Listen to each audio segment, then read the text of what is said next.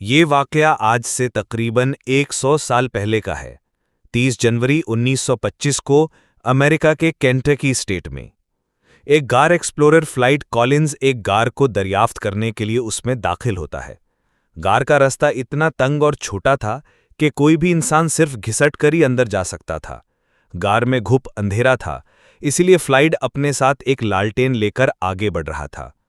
काफी आगे बढ़ने के बाद फ्लाइट एक ऐसे मकाम पर पहुंचता है जिसे सब लोग टर्न अराउंड कहते थे, क्योंकि इससे आगे रास्ता सिर्फ 9 इंच चौड़ा था और तकरीबन कोई भी आगे नहीं जा पाता था।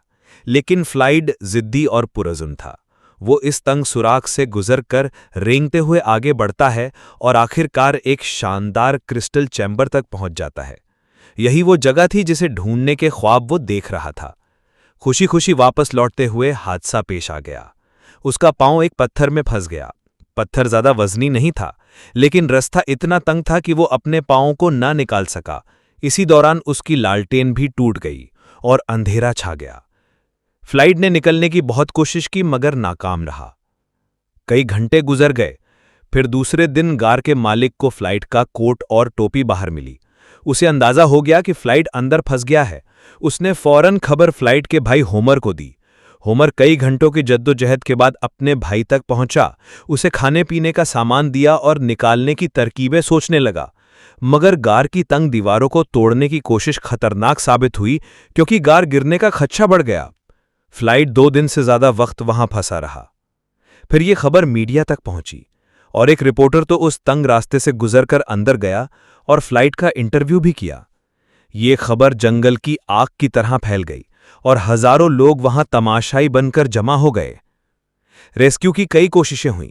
रस्सी से खींचने की कोशिश की गई, लेकिन फ्लाइट ने चीख कर कहा कि अगर ज्यादा जोर लगाया गया तो वो 2 हिस्सों में फट जाएगा।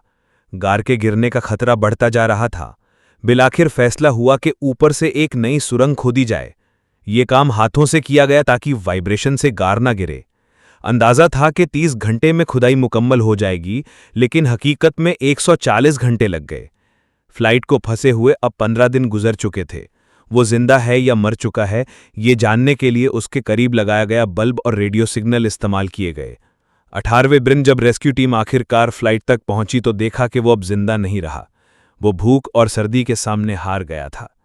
अफसोस की बात यह थी कि जिस पत्थर ने फ्लाइट का पांव दबाया था, उसका वजन सिर्फ 27 किलो था, और वो सख्त चट्टान भी नहीं बल्कि नरम मट्टी का डला था।